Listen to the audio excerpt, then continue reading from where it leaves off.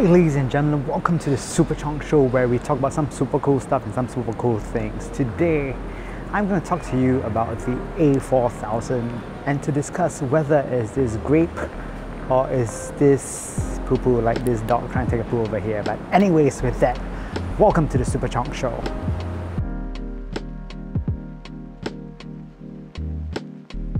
Now the A4000 and A3000, particularly the A4000 today, are extensions of the final audio A8000 flagship. They do share some things in common, like the chassis is actually very similar except that it's made of plastic in the A4000 versus stainless steel in the A8000. And in terms of driver, they all use a single dynamic driver. The A8000 has a beryllium dynamic driver, while the A4000 on the other hand has one that is, enclosed in brass. There's a brass chassis around the diaphragm, but it's also a single dynamic driver. It doesn't use the same beryllium driver, but in concept they are quite similar. Some have even christened the A4000 as a baby A8000. Is that the truth? Let's find out more today. One amazing thing to note is that the A4000 actually costs about 1/10 of the price of the A8000. It's only 1/10 of the price. The A8000 I think is about $2,000 US. This is about 200 US. Hey, if it sounds remotely close, I for one will not be complaining.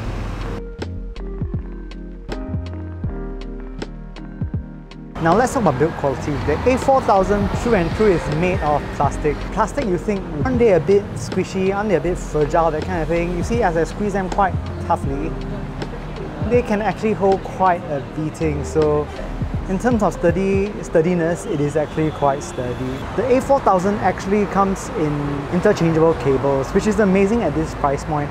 It does not feature the usual MMCX that Final typically uses, but Final chose to go with a 2-pin construction this time round. Cable-wise, it's the usual black cheapy cable that comes with most earphones, and it's terminated to 3.5 mm.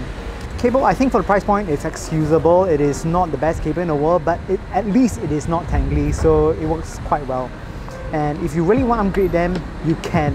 You can actually change it to a better quality cable. Also with the A4000, it comes with the Final Type E ear tips that is used throughout the Final Audio products.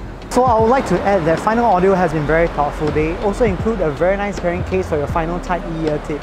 It saves me a lot of time. I am one of those person who will just lose ear tips wherever I go, and it has become a problem because having to replace them eventually just becomes quite a pain. So I really appreciate them giving me such a nice case to hold all my ear tips in. So one more thing to add is that the Final A4000 comes with a very nice silicone case that Final often use with their IEMs. It is very easy to keep them, just round them up and just shove it in as per normal like this, I don't really do much with my cables. I just shove it in like that. And oh no, I dropped it. Terrible. Don't worry guys, it's okay, it's fine. It's not broken, it works quite well. With regards to fit, I have no issues with the A8000 and therefore I have no issues with the A4000. They fit identically the same except that, A8000 is made of stainless steel, while the A4000 is made of plastic. The A4000 is a little angular along the facades whereby it's facing out, but on the inner side it is actually a bit rounded, so comfort-wise, it is very good with all the sharp edges not pointing towards you. One thing to note that is quite different between the A8000 and A4000 is that the A4000, because it's made of plastic, feels a bit warmer to the touch, while the A8000, because it's made of stainless steel, slightly colder. Now with regards to sound, many have called the A4000 a baby A8000. Did Final Audio just remake their flagship in a cheaper body at a much lower price? Let's find out more when we talk about sound. Let's first start with bass. The bass of the A4000 is very similar to the A8000. They are both quick, tight and fast, more likened to quick jabs rather than a strong death blow punch. It is tight and fast, but not necessarily the hardest hitting. But for its price, I find it really impressive. Do not expect like many rumbly bits, that kind of thing. Do not expect that, but you get a very tight, clean, concise, detailed, well-layered bass instead of the rumbliness that you might find in other earphones in this price range. It is also very clean and clear, and there is no mid-bass, sub-bass smearing, so things are very well layered and very well detailed as well. I find the mid-range of the A4000 very interesting. There is an emphasis on the mid-highs with regards to the mid-range. The low-mids do not sound as loud as the mid-highs, and this really adds to the character of the A4000 that is very similar to the A8000. Mid-range on the whole is articulate, clean, and has a lot of finesse. One thing particularly true about the A4000 is that the mid sound really focused. It is not in the same way in other final models such as the E3000 or E5000, whereby they are very liquid, large mids. The mids on the A4000 is actually very focused. What this means is that you get a lot more micro details that is available in the music. This is very evident if the music is very well recorded.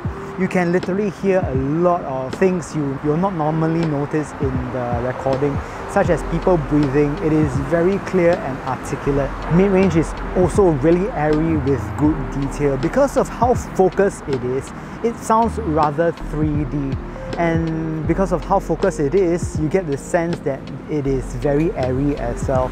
It is not common for a earphone in this price range to have such features. Earlier I mentioned that there is an emphasis on the mid-highs. So what this translates to is female vocal sounds very particularly sweet with the A4000. It also sounds very focused as well. With regards to treble, the A4000 actually extends really well. There is a general sense of airiness in the A4000 that only appears when the treble energies are rendered very well and extends really tall and really high. There is sparkle in the music, and when you listen to crashes from cymbals and hi-hats, they are present and they are bright, but I would not consider them particularly harsh. Next, let's talk about Soundstage. Starting off with width.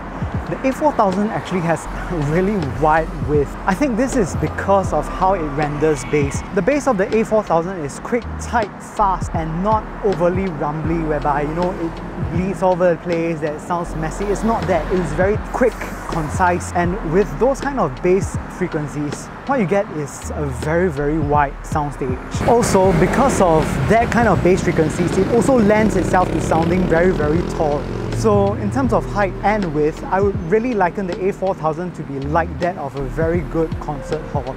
In fact, this is quite similar to the A8000, whereby because of its fast and quick bass, it sounds very big. Next, we're going to talk about depth. Also, because bass is not so thick, it is quick and fast, you get very good depth perception. So you can really tell which instruments are further back and which instruments are further front forward. In terms of an orchestra, you can really hear the trombones at the back of the orchestra and even the violins closer to you. I think this is quite impressive for a earphone in this price range. In terms of positioning, well, this is where it's amazing, right? The A4000's positioning is tremendous. It's really excellent. Because of its very clean and clear sort of signature, you get very good positioning. You can literally tell where the instruments are coming from. You can even tell if the musician is actually breathing at that point, or where he's even located. So really, I can't consider anything better at this price range.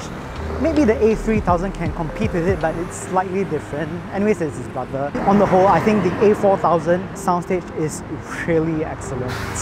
And now for the million-dollar question. How does the A4000 stack up with the A8000? Does it come close? Is it similar? Yes and no. It is similar with regards to how it represents music on the whole, but the A8000 on a grander scale sounds smoother with even more resolution. In fact, I think the soundstage of the A8000 is actually wider than that of the A4000. The A4000, by comparison, although they have many similar features and many similar sound frequency, sound signature, it is not as refined as the A8000, nor do I expect it to be as refined. I guess for a tenth of the price of the A8000, it really did a great job. I'm not expecting it to beat the A8000, otherwise what would final sell? It wouldn't make sense, right? But for what it is excellent value. And you get a glimpse of how the A8000 would sound. And if you like that sort of signature, it is an excellent earphone for you. So now in conclusion, if you're in the market for a earphone that sounds quick, nimble, has good agility, great resolution, great detail, very focused sounding, I think this is the earphone for you. But if you're looking for a earphone that sounds very thick, lush, extremely musical, then the A4000 probably isn't the best choice. I would point you towards the direction of the the E4000 or E5000.